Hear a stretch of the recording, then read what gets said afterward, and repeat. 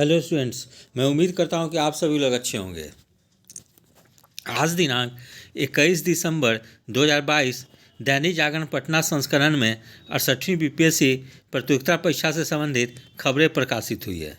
शीर्षक है 68वीं BPSC PT में गलत जवाब पर कटेगा चौथाई अंक। सामान्य अध्ययन पेपर 1, 2 तथा निबंध के अंक पर बनेगी मेघा सूची। फिर मेघा सूची में हिंदी और वैकल्पिक विषय के अंक नहीं होंगे शामिल। तो बिहार लोक सेवा आयोग बीपीएससी की 68वीं संयुक्त प्रारंभिक प्रतियोगिता परीक्षा में गलत उत्तर के लिए नकारात्मक अंक दिए जाएंगे। वहीं मुख्य परीक्षा में 300 अंकों का निबंध का पेपर शामिल किया गया तथा वैकल्पिक विषय वस्तुनिष्ठ के साथ अब सिर्फ क्वालिफाइंग होगा। अधिसूचना मंगलवार को वेबसाइट www.bpsc.bis.nic.in पर अपलोड कर दी गई है। सचिव सह परीक्षा नियंत्रक अमरेंद्र कुमार ने बताया कि प्रत्येक प्रश्न जिसके लिए अभ्यर्थी गलत उत्तर दर्ज करते हैं 1/4 अंक घटाया जाएगा। ये जो है कि प्रारंभिक परीक्षा में 150 प्रश्न पे 150 अंक होंगे और एक प्रश्न की गलत करने पर 1/4 अंक काटी जाएगी। फिर प्रारंभिक परीक्षा के लिए आवेदन की तिथि 30 दिसंबर तक बढ़ाई गई। मुख्य परीक्षा में 300 अंकों का निबंध का पेपर किया गया शामिल। फिर एक से अधिक उत्तर देने पर भी कटेगा अंक। यदि अभ्यर्थी एक प्रश्न के लिए एक से अधिक उत्तर देते हैं तो उसे भी गलत उत्तर मानते हुए 1/4 अंक दंड स्वरूप घटाया जाएगा। अभ्यर्थी किसी प्रश्न के लिए कोई उत्तर दर्ज नहीं करते हैं तो अंक घटाया नहीं जाएगा। प्रक्रिया में संशोधन को देखते हुए आवेदन जमा करने की तिथि बढ़ाई गई है। ऑनलाइन आवेदन की तिथि 20 दिसंबर को समाप्त हो गई थी, उसे 30 दिसंबर तक बढ़ा दिया गया है। समान प्रशासन विभाग द्वारा जारी संकल्प के अनुसार वैकल्पिक विषय में क्वालिफाई करने के लिए समान वर्ग के अभ्यर्थियों के लिए 40%, पिछड़ा वर्ग के लिए 36.5%, अत्यंत पिछड़ा वर्ग के लिए 34% तथा अनुसूचित जाति एवं जनजाति, महिला तथा दिव्यांग अभ्यर्थियों के लिए 32% न्यूनतम अंक प्राप्त करना अनिवार्य है। फिर वैकल्पिक विषय में वस्तुनिष्ठ प्रश्न होंगे। अमरेंद्र कुमार ने बताया कि मुख्य लिखित परीक्षा में वैकल्पिक विषय के नॉर्मलाइजेशन की समस्या के समाधान के लिए अभ्यर्थियों के मंतव्य के आधार पर परीक्षा की संरचना में संशोधन किया गया। अब 300 अंकों के निबंध की परीक्षा होगी। इससे पहले निबंध का पेपर मुख्य परीक्षा में नहीं होता था। वहीं वैकल्पिक विषय के प्रश्न वस्तुनिष्ठ होंगे। पहले यह विषयनिष्ठ या सब्जेक्टिव होते थे। सिविल सेवा परीक्षा विशेषज्ञ शशि शरण ने बताया कि बदले पैटर्न के अनुसार मुख्य परीक्षा में अब 5 पेपर होंगे। समान हिंदी में न्यूनतम अंक लाना होगा जरूरी। पहला पेपर 100 अंक का समान हिंदी होगा, जिसमें 30% अंक प्राप्त कर क्वालिफाई करना अनिवार्य होगा।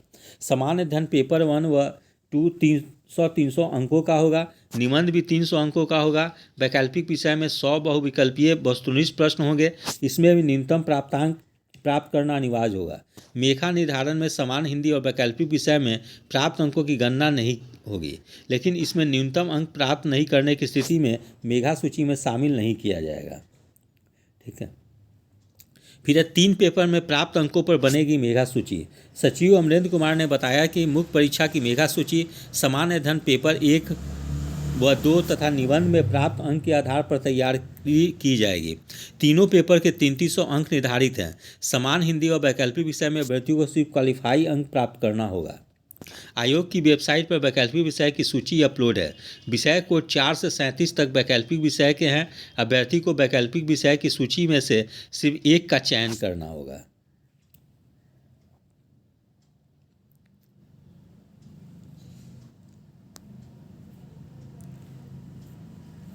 फिर है कि पुलिस विभाग में नियुक्ति से संबंधित भी कैबिनेट के फैसले लिए गए हैं। इसमें महत्वपूर्ण है, शीर्षक है दरोगा, जमादार, सिपाही और चालक सिपाही के पदों पर होगी बहाली। बिहार में 75,545 पुलिसकर्मियों की भर्ती होगी। डायल 112 अब पूरे राज्य में लागू। तो सूबे में 75,543 पुलिसकर्मियों की बहाली होगी।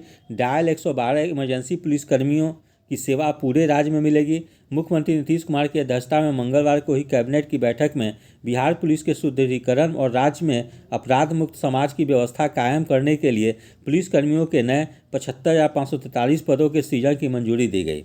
बैठक के बाद कैबिनेट के अपर मुख्य सचिव डॉक्टर एस सिद्धार्थ ने बताया कि बिहार पुलिस में अभी 1,04,054 पुलिसकर्मी हैं। इन नए 75,543 पुलिसकर्मियों की चरणवार बहाली करने के बाद बिहार पुलिस बल की कुल संख्या 1,79,597 हो जाएगी। डॉक्टर सिद्धार्थ ने बताया कि जनसंख्या के अनुपात में चरणवार सीधी बहाली होगी ताकि पूरे राज्य में यह सिस्टम भली भांति कार्य करे। नए सृजित पदों में 48,447 पदों पर सीधी नियुक्ति वाले हैं। इसमें अवर निरीक्षक, दरोगा और उसके समकक्ष 20,937 पद हैं। यानी कि आने वाले वर्षों में चरणबद्ध ढंग से यानी फेज वाइज ढंग से दरोगा और उसके समकक्ष पदों पर लगभग 20,937 पदों पर बहाली होगी। ठीक है, तो यानी है कि अभी चरणबद्ध ढंग से कम 6 बार 7 बार जो है कि बिहार दरोगा की पद निश्चित रूप से आएगी। फिर सिपाही और समकक्ष पे 22,010 पद है, तो सिपाही की बहुत ज़्यादा बहाली नहीं आएगी, वो चरणबद्ध ढंग से ही आएगी, लेकिन फिर भी 6,000 करीब 3 से 4 बार आएगी। और सिपाही चालक के 5500 पद हैं। वहीं dial 112 emergency response support system जो अभी पटना और कुछ जिला मुख्यालयों में भी काम कर रही है, वो पूरे राज्य में काम करेंगे। फिर है डायल 112 के तहत पहले चरण में 7808 पदों पर बहाली। डायल 112 के पुलिसकर्मी फ़ोन पर घटना की सूचना मिलते ही तुरंत पहुंचते हैं। डायल 112 के तहत पहले चरण में 7808 पदों पर बहाली होगी। इन पदों पर अभी बिहार पुलिस जवानों की प्रतिनियुक्ति की गई है। वहीं डायल 112 के तहत दूसरे चरण में 19,288 पुलिसकर्मियों की बहाली होगी। इसमें सहायक और निरीक्षक, जमादार, सिपाही और सिपाही चालक के पदों पर शीघ्र बहाली होगी। फिर गृह विभाग, पुलिस मुख्यालय आवश्यकता अनुसार उनके ट्रेनिंग और संसाधन की व्यवस्था का निर्णय लेगा।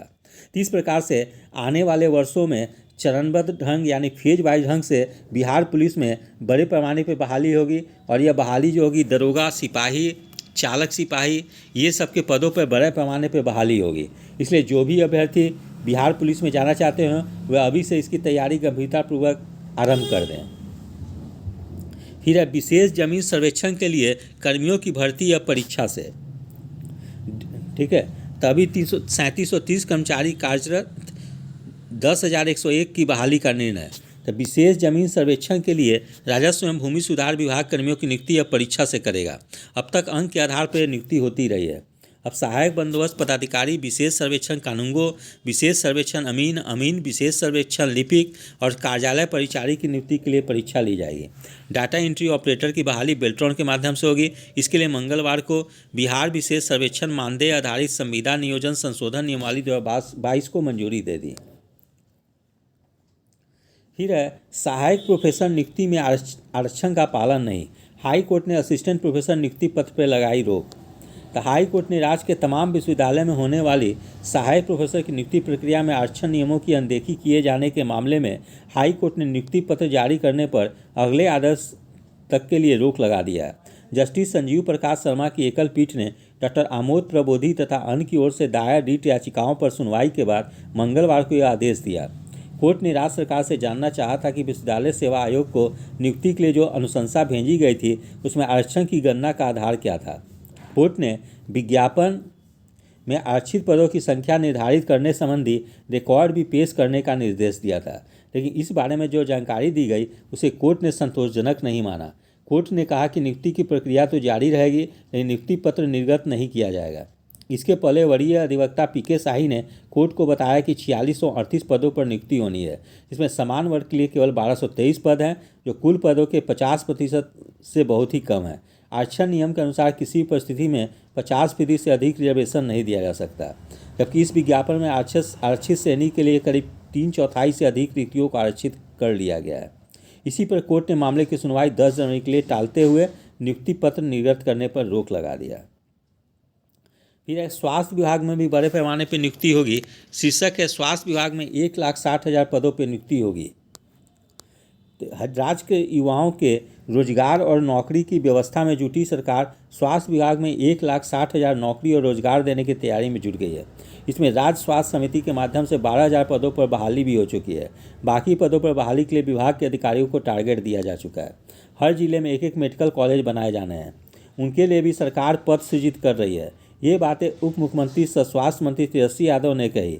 वे गांधी मैदान स्थित श्री कृष्ण मेमोरियल हॉल में मंगलवार को मिशन सृष्टि के तहत अस्पतालों व स्वास्थ्य के क्षेत्र में उत्कृष्ट कार्य करने वाले स्वास्थ्य योद्धाओं के लिए आयोजित सम्मान समारोह में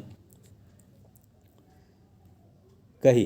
कार्यक्रम के उद्घाटन के बाद मुख्य अतिथि तेजस्वी ने कहा कि 2023 से 2028 यानी कुल 5 साल के लिए रोडमैप तैयार किया जाएगा ताकि स्वास्थ्य के क्षेत्र में और विकास का कार्य हो सके। तेजस्वी यादव ने कहा कि कुछ ऐसे डॉक्टर हैं जो अस्पताल से 6 माह से अधिक समय से गायब हैं। विभाग को निर्देश दिया गया है कि गायब डॉक्टरों का विज्ञापन निकालकर उनके खिलाफ कार्रवाई करें। मंत्री ने कहा कि संविदा पर काम कर रहे कर्मियों को चिंता करने की जरूरत नहीं है, उनके प्रति भी सरकार सोच रही है। सभा में बैठे लोगों को कहा कि आप दिल पर हाथ रखकर सोचिए, कोई मरीज जिला अस्पताल में इलाज कराना नहीं चाहता। इसकी परेशानी को देखते हुए मिशन सृष्टि के तहत सुधार का काम तेजी से हो रहा है। फिर इधर 1767 अमीनों की नियुक्ति का रास्ता साफ, 12वीं पास उम्मीदवार भी अब बन सकते हैं अमीन। तो राज्य में अमीन बहाली का रास्ता साफ हो गया है। हाई कोर्ट ने कहा कि 12वीं पास उम्मीदवार भी अब अमीन बन सकते हैं। राज्य सरकार ने अमीन बहाली के लिए 2016-17 में जो संशोधन किया है उसके अनुसार 12वीं पास उम्मीदवार को भी इस पद के लिए योग्य माना गया है।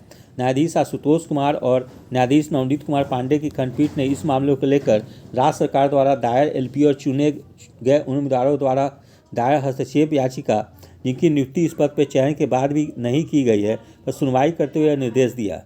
कोर्ट ने कहा कि एकल पीठ ने वर्ष 2013 के रूल के अनुसार ही अमानत डिग्री प्राप्त उम्मीदवारों को अमीन के पद पर नियुक्ति करने का निर्देश दिया था। खंडपीठ ने कहा कि राज्य सरकार द्वारा इस पद पर किए गए नियुक्ति के लिए 2016-17 में किए गए संशोधन की जानकारी एकल पीठ को नहीं दी गई थी। इसके कारण एकल पीठ ने 12वीं पास उम्मीदवारों को अमीन के पद पर नियुक्ति के लिए योग्य नहीं माना था। हाई कोर्ट की एकल पीठ के न्यायाधीश पीवी बजंत्री की एकल पीठ ने राज्य सरकार के राजस्व विभाग द्वारा राज्य में 1767 अमीन के रिक्त पड़े पदों पर बहाली के लिए जनवरी 2020 में निकाले थे विज्ञापन।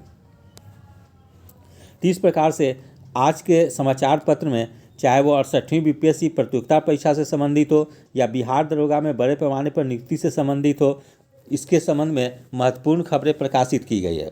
इस प्रकार से आने वाले महीनों में बड़े पैमाने पर बिहार सरकार में नियुक्ति होगी, इसलिए जो भी अभ्यर्थी जिस पद की तैयारी कर रहे हैं वो इसकी तैयारी गंभीरतापूर्वक आरंभ कर दें, जिससे कि वे लोग अंतिम रूप से चयनित हो सके।